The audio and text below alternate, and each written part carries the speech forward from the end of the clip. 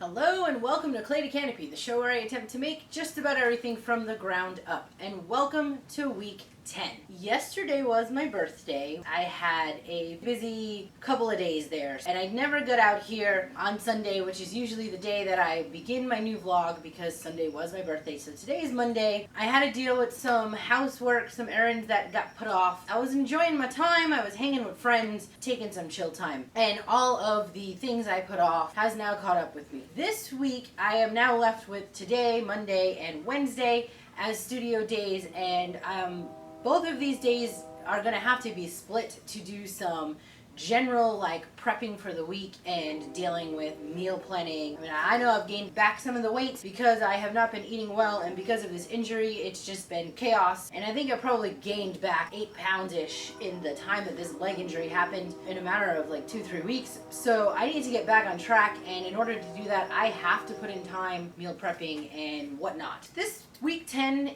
I feel like there is going to be a lot going on sort of off camera and behind the scenes. I'm doing a lot of glass testing right now. I'm at the height of it, and because of the process taking 3 days each time I turn over a kiln, it's something I need to do intermittently when I go to campus. So I go to campus on a Tuesday. If I get it loaded and turned over first thing in the Tuesday morning, then usually by Thursday it's been enough time to cool off, or at least by the afternoon by Thursday or even Friday I can turn it over and get another load in. But it's a lot of plotting and gauging my results against each other and moving forward with these tiny changes in the kiln. I started out with one baseline temp, and then I started increasing by 10 degrees here and there and a few minutes here and there. I went from 12-minute hold to a 20-minute hold, so it was very slight increments. Then I did a 35-minute hold. This next batch that's in the kiln, I've increased to a 45-minute hold, and I went up 15 degrees. So I'm at 1505 degrees for the green bottle to try and get it to melt. I have no idea what the results are. I put it in on Friday, so I will be expecting those results tomorrow. There's not really much I can film, and it's time-consuming things that I'm not sitting there filming the kiln for the 24-hour firing. That would be ridiculous. But things are happening, even though I'm not capturing them. My goal for today is to finally try and assemble these pieces so I can figure out a plan of where I'm moving from there. There are parts that still need to be added onto it, and now I have this area cleared off. You know, I wanted to give myself that Saturday as my birthday gift to just get that part assembled because I needed it. I needed it to happen, and it sucks that last week I didn't get to do that, but it's gonna happen today because I need to see it. I'm probably gonna smash up a bunch of glass also so I have it ready to go, and then I'm gonna call it for the studio. Wednesday, I'm not sure what the plan is at all. That is gonna be dependent on how much prep work I have to do for other things. I'm a little bit overwhelmed in my day job and also editing. I don't want to call it a nightmare, but it's been freaking rough, okay? These vlogs, there's a lot of content to squeeze into only a half an hour. I mean, I've about here 8-hour days. There's quite a bit going on, and I need to make sure that I cull that into something that I don't miss any of the important parts. Aside from putting content out there for y'all to see what's happening, this is a documentation for myself in this process. Every time I edit, I'm rechecking in with myself. I'm re-seeing what I didn't see the first time while I was building it and making adjustments sometimes based off of the footage that I'm editing. But every 5 minutes of footage takes me a good 2 hours to edit. So when I'm dealing with these half-hour, 40-minute vlogs, it's literally eating up 12 to 20 hours of my time during the week. It's a lot. So this week 10 is gonna happen probably with very minimal amount of footage. I might just deal with this setup and then just check in with y'all at the end of the week with my results on the glass. It was cold and I needed this jacket, and y'all, my jacket matching my shoes. So I brought the Dragon out because I gotta relabel parts. These parts, the numbers have been coming off as I've been making them, so hopefully I'll be able to identify what is what. Hello, beautiful little boo-boo. Yes, your Dragon's out. You can clean your bottom. So I'm going to spend a little bit of time trying to sort out what's what here and label things. I know for sure where the leg is, so that should be an easy thing to sort out. Anyway, I'm just going to label stuff first.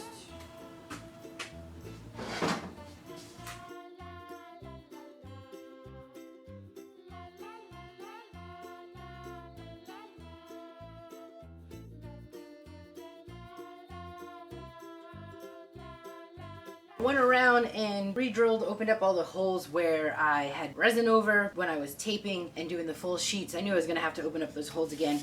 I don't think I mentioned it, but I did test out the black. I didn't sand this down well. The texture that it's picking up is from the roller. My main goal with this tester was just to see if the epoxy and the oil stain was gonna have any kind of weird reaction, and it looks like it's okay. I'm okay to move forward with throwing on some oil onto that back panel once I get it. It still needs its sand. I have a feeling once this gets together, the back edge where it meets is gonna have to be angled so that it sits well. I haven't really figured out how I'm connecting the two. I don't think I want to stitch and glue them together. I feel like I need a little bit more of a bracket, either connected to the spine of this or to the window panel itself. That I need to make up as I go. I have a feeling I'm going to be putting beveled on some of it, or maybe I just fill the freaking gap and call it a day. I'm about ready to start rigging up some bits of I can't even, I'm like barely functioning right now. I'm exhausted, my body is aching, but I am relentless and I'm getting this together.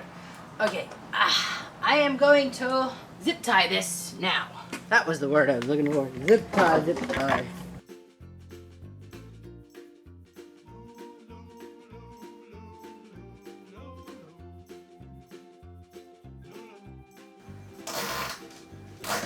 I don't know how tight I want to go on these.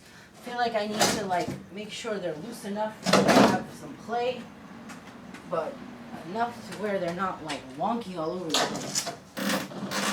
And at this point, I have accepted that I'm more than happy with this just being a rigging up and having to clip these off and pop in brackets if I have to, but I just need to see something here. I just can't.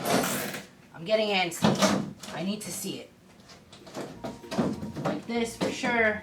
Bracket's gonna have to happen to keep this from popping in on itself, but for the moment it's gonna be what it is. You know.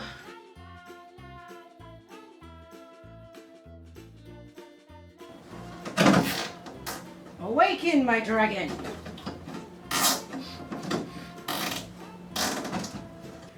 Oh shit, it's forming. It's coming, it's coming. Whew, exciting.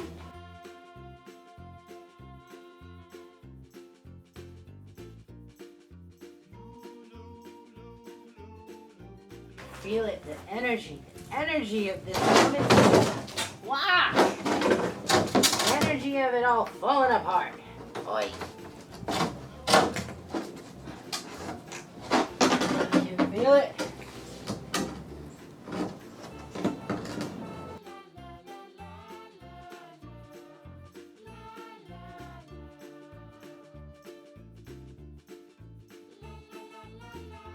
I think I'll leave it laying down and get the foot in. This is such an incredibly important moment that I am totally okay with this video ending with me just basically doing this part, because I feel like I need to spend so many weeks of trying to get to this point that I need to document all of it and not chop away.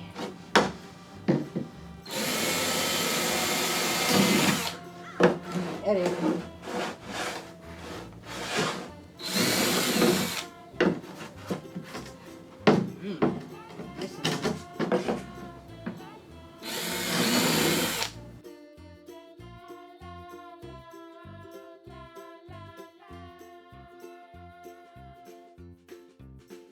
So what I've decided about the way this is going to land on the footprint, because of all those janky measurements on the top that I screwed up, I'm going to assemble this here as is, and if I have to adjust the base by extending it out, I will extend it out. I don't want to screw up my form because I cut a janky base and I'm being too lazy to go back and fix it. It'll get fixed in the base. I will maybe add another layer if I have to.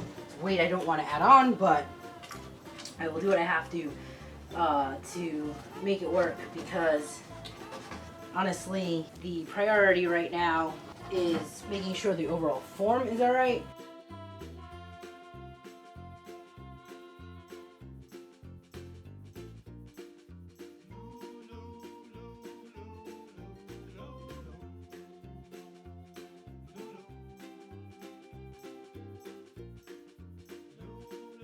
Oh, I need another body. If I could clone myself, why was I not born a Cylon?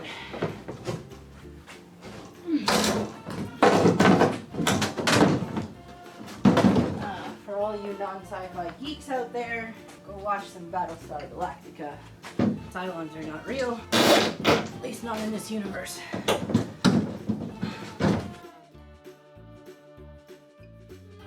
Whoo-ha! I see her! I see her! I see her! Evangeline!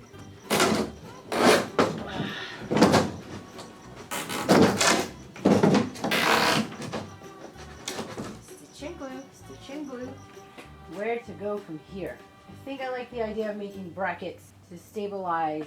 I'm reluctant to put that back piece on back there because of where it hits at an angle, and it's only going to be connected in one piece because there's some missing parts that I need to make. So for now, that one's going to sit there until I can get all of these stabilized with some brackets. So I'm going to go ahead and take some measurements off the model, make some brackets, and try and get this stabilized.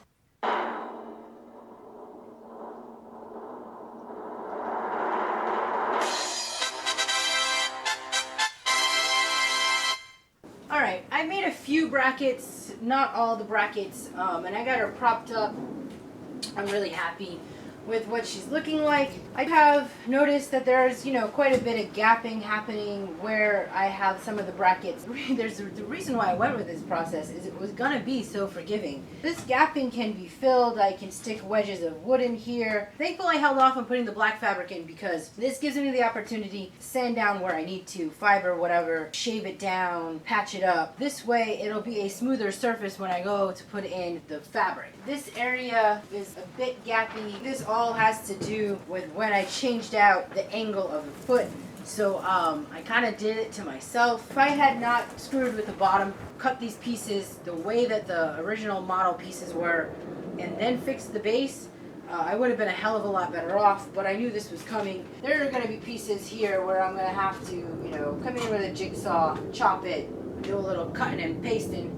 But I'm excited. I'm excited to see a form. Her foot is there, her back end, this is the neck. Her head's in her paw gonna get put in, and I obviously gotta make the head. But it just feels really good to be standing here and looking at something, a body and a form come together. I can feel myself getting to the point where I very easily can get lost out here right now because I just want to make brackets, get it stabilized, and then get to glassing so I can get it solid. But I really don't have time for that right now in my schedule because I've got so much other things I need tending to. So I'm gonna leave this right now, walk away from it. Maybe I can get back out here tonight, hopefully. If not, she'll kind of sit like this until Wednesday. I don't know, we'll see. Alright y'all, it's still Monday night, 4 o'clock-ish, but band practice has started up again, so my apologies, but I came out here just to smashy some glass real quick. Actually, and you know what? I don't think I even showed. I don't remember. I'm so tired. I don't remember if I panned over on this. So I got it all set up. And I still have to... Yeah, I did talk about this. Never mind. This is what happens when you're tired. Alright, smashy time. Throw a bottle in here. I'm gonna test out whatever the heck this material is. Having the concrete makes it easier to smash. However, I did notice that I plowed a lot of holes between the rock and the bag on campus when I was doing this because all I had was cement.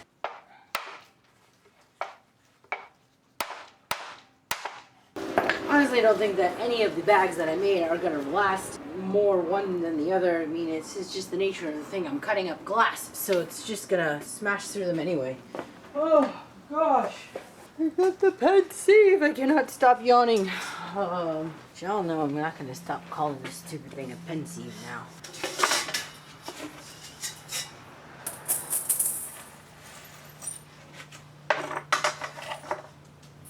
Damn mosquitoes. And I sprayed myself.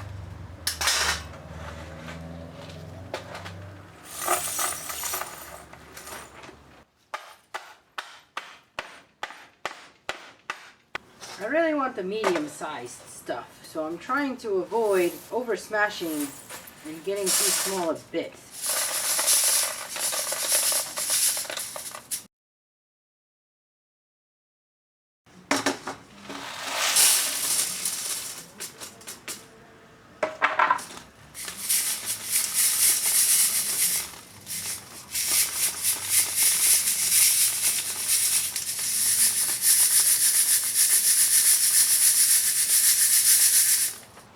Looks okay, good size, still has its color. I feel like that dust, it's so fine that it lost its color. So that was my concern. This probably could get sifted down again. I am too tired to care tonight, and I think this will get me there as far as having enough to do another tester.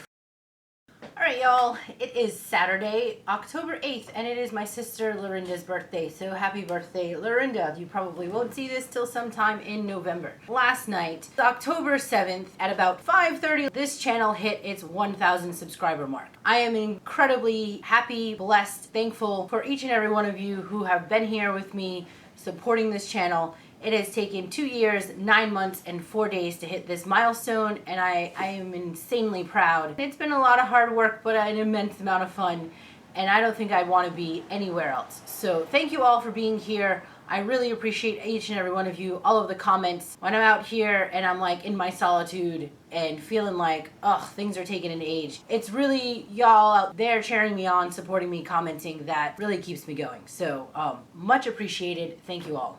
Okay, Saturday has become this kind of weird day where I have been closing out last week's vlog and catching you up over what's happened in the week. Also, it's kind of sort of starting the next week. A whole bunch of stuff happened off camera while I was on campus. I did take a bunch of pictures. I do have a bit of footage. I don't do commentary when I'm on campus. I've just been taking a little bit of film footage of what I've been doing.